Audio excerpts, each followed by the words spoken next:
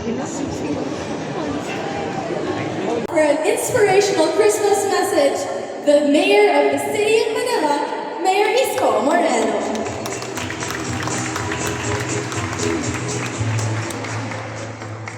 Pero magaganda yung mga nasa kaliwat na sa kanan mo. Swerte talaga, no? Napapaligo ka ng magaganda. Kasi maganda yung syudad ng Maynila. Mr. Bagatsi, Vice Chief, at ang ating host, maganda rin. Ating General Manager, maganda rin. Lahat maganda talaga sa Maynila. Magandang sunset. Look at that behind you. The famous sunset of Manila Bay. At napakagandang Admiral Hotel. Ano ko tayo lang nakakakita.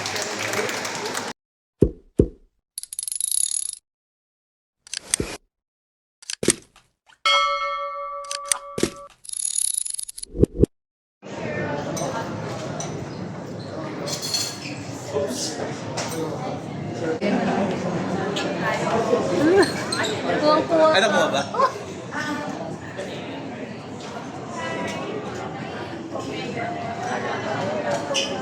Hello. Hello po. Hello po. Merry Christmas, Vice. Vice, yung pamasko namin, ha?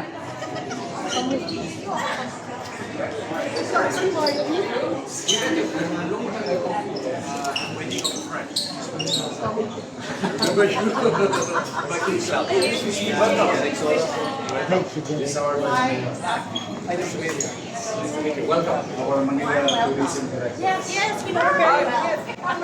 How are you? We're gonna meet tomorrow. Mga hotels for tomorrow. Yes, we had hosted yes, correct. Kasi I want to make people be active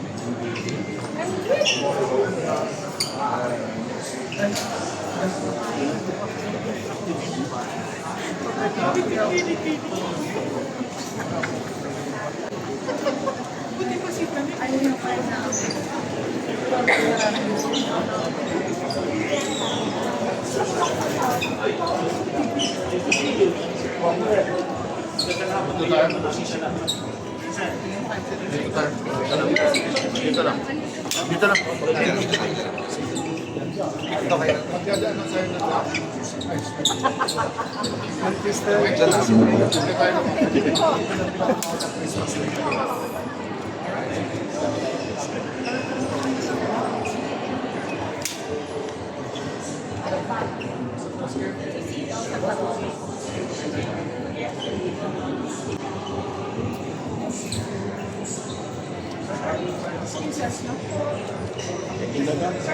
Give me. Sa dito.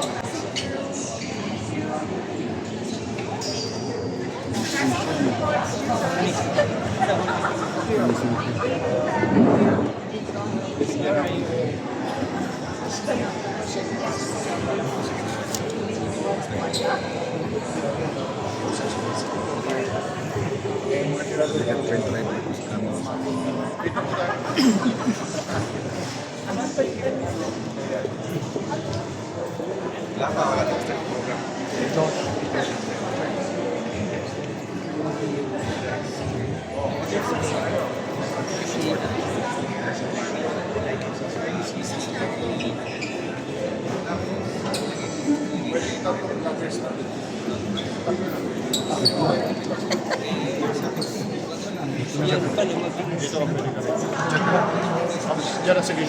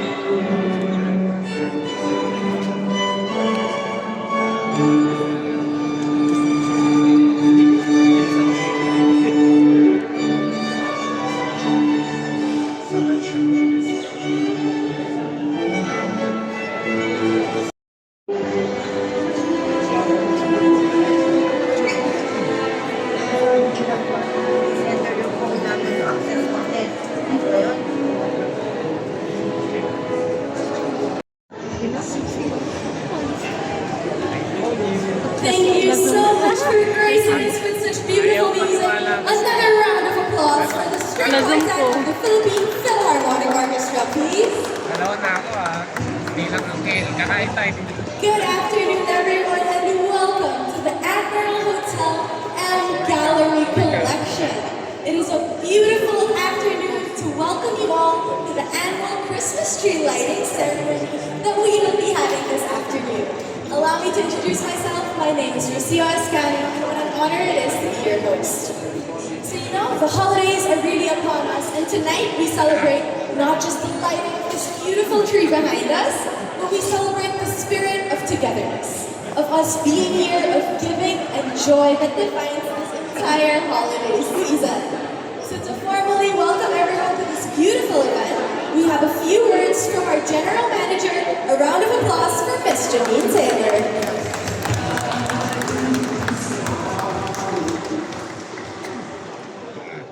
Good evening, good afternoon, maybe it's an early evening. Thank you, Rocio.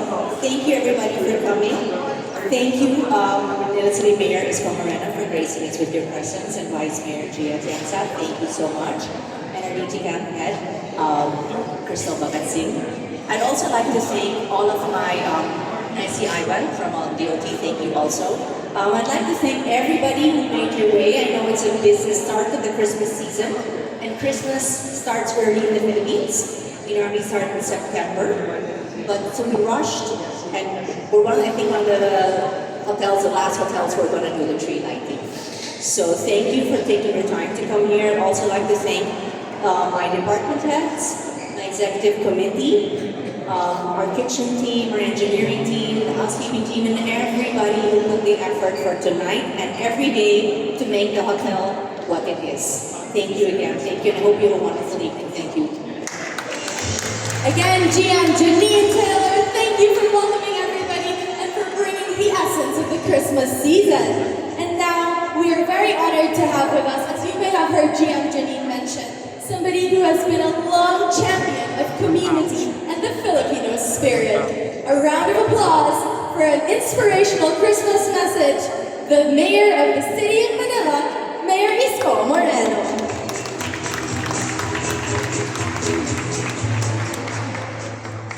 Magandang gabi sa inyong lahat. Hapon, tanghali, sabi nga ni Ms. Taylor at sa pulang natin mga kasamahan dito sa Admiral Hotel, ang ating Vice Mayor, ang ating puro magaganda yung mga nasa kaliwat sa kanan mo. Swerte talaga, napapalibutan ka ng magaganda. Kasi maganda yung syudad ng Maynila. Mr. Bagatsi, Vice Chief, at ang ating host, maganda rin. Patay. Ating General Manager, maganda rin. Maganda talaga sa Maynila. Magandang sunset. Look at that behind you. The famous sunset of Manila Bay. At napakagandang Admiral Hotel. Ano, tayo lang nakakapita. In spite of all the challenges that we are facing economically and uncertainty in some other things happening in the national government, but we must continue to strive better and survive.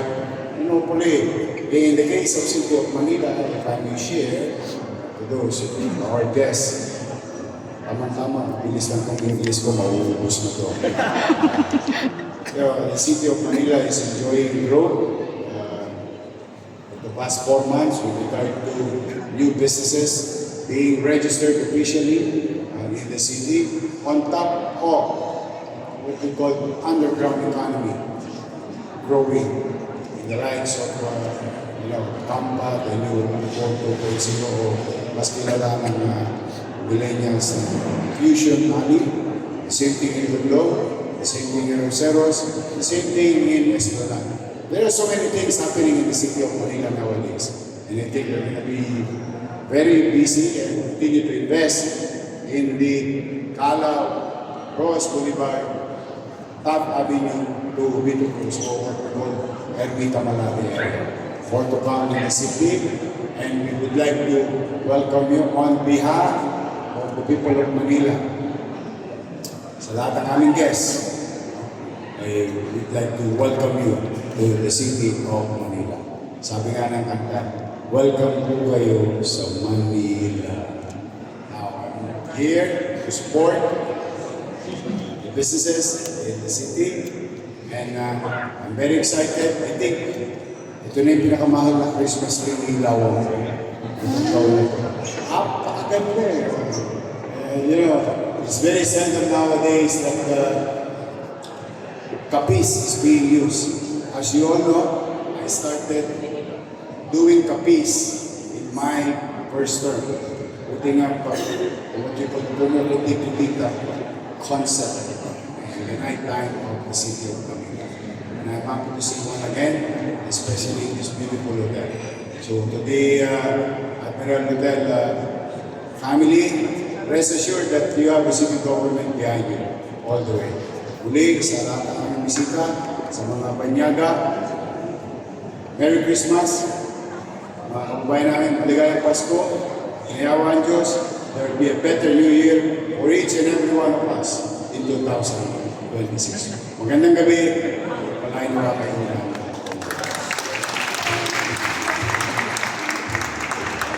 Thank you so much for that heartfelt message, Mayor Isko Moreno. And with that, as he said, we should all strive to be better. And with striving to be better means giving back. And at Admiral Hotel Manila, this year we're proud to share our platform with our advocacy partners who really make a real difference in their communities. So can I please call on to welcome our partner organizations, Ms. Elita Bondog.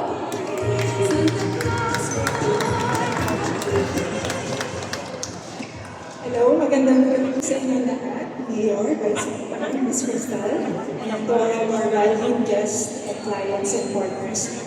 Thank you so much po for taking the time to join us.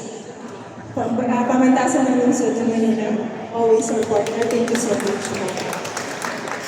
So, I'm actually very thankful to be given the chance and opportunity to talk about just a short introduction about our partners.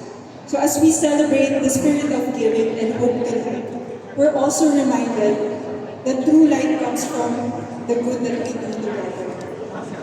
This year, we're proud to partner with Haribon Foundation, Portion Project, and Girls Got Aid, three incredible organizations that inspires action for the planet, for the animals, and of course for people. Through these initiatives with them, we continue to grow with purpose and beyond these walls, nurturing kindness, nurture, and empower. We also have one more partner, School of Sustenance. To talk more about this partnership, I'd like to call our executive chef and executive sous chef, Chef Mom and Chef Mark.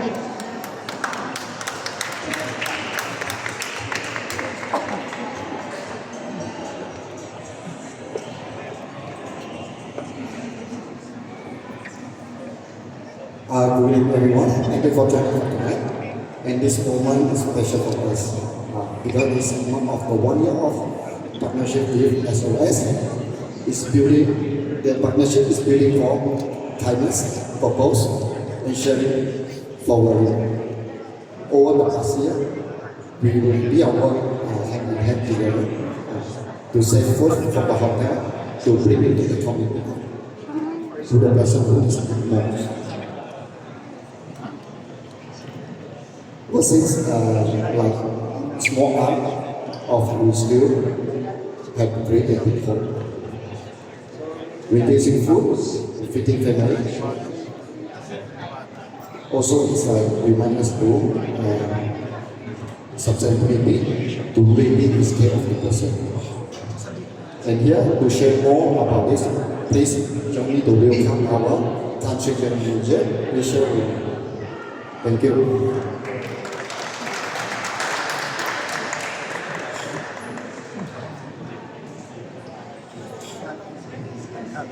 Did you know that food waste is one of the largest contributors to climate change?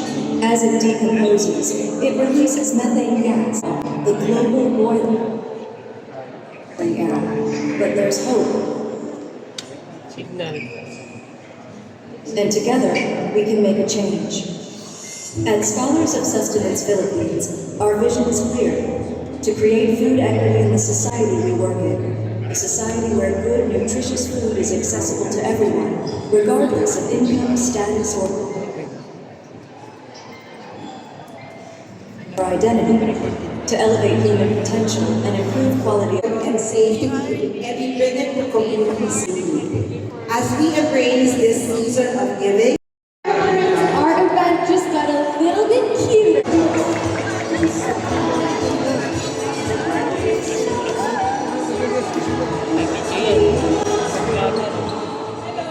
I'm Elena Benrique. I'm representing Passion Project today. This is one of our rescues, Woody. He's actually a tripod. He was run over by a truck in Malabon back in 2022. And so we rescued him.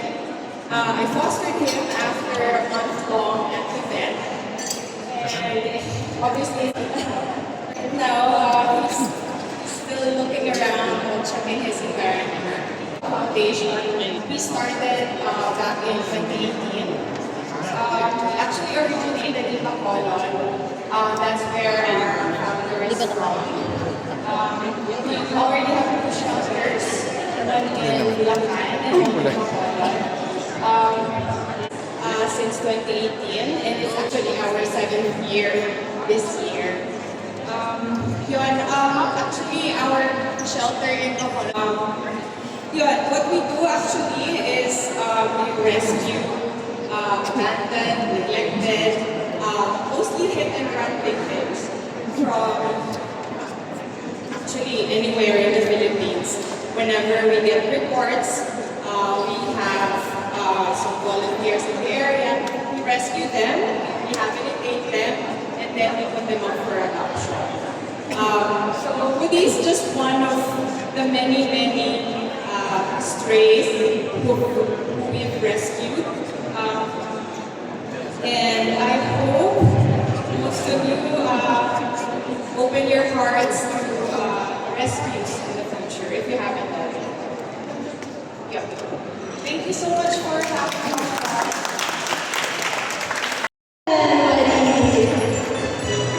Thank you to our partners for the inspiring work you do, especially now during the season of Christmas. It really is about giving back.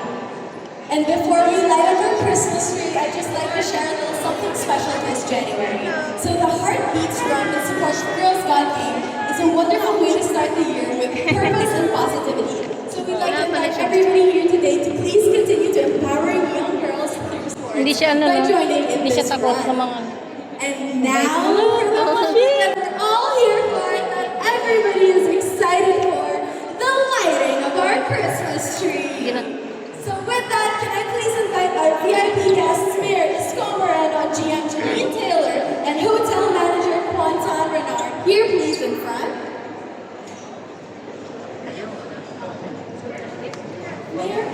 Mayor Isko, right here in front, please.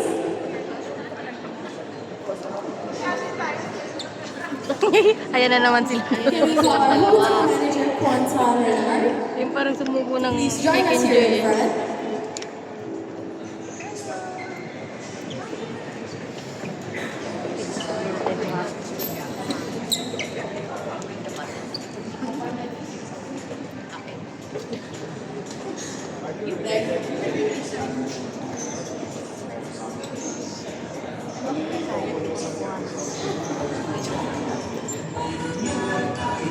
And now that we have our special guests here in front, I will count to 5. I will on the count of 5, sorry. When we reach 1, please press the button. Sorry, let's wait for this. We're having some technical difficulties.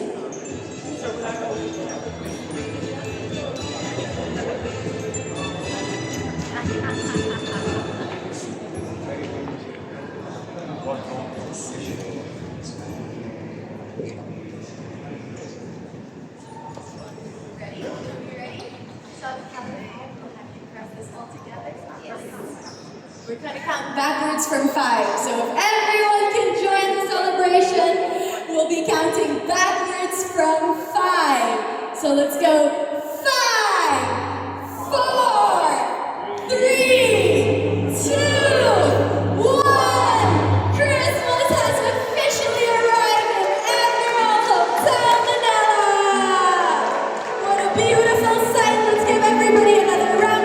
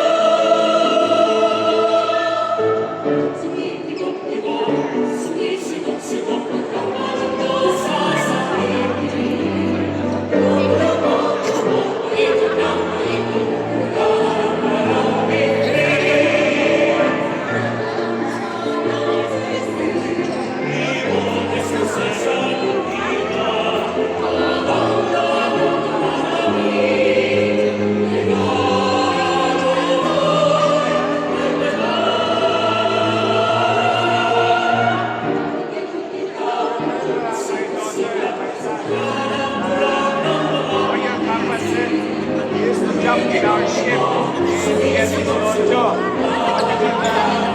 Scanio Line.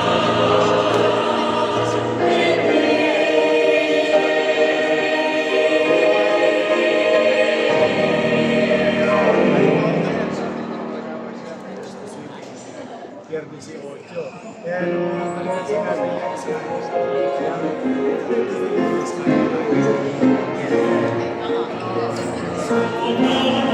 kaibigan ko rin yung daughter ko, si Frances.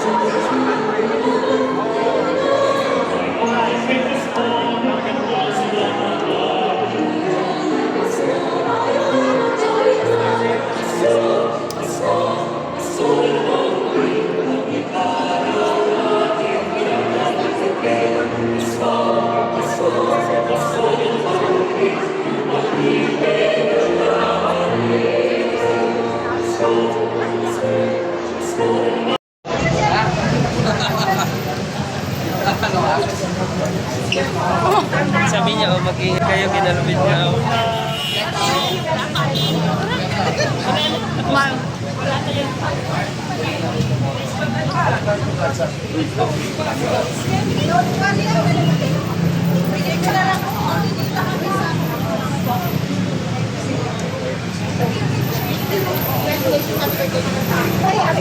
Ay,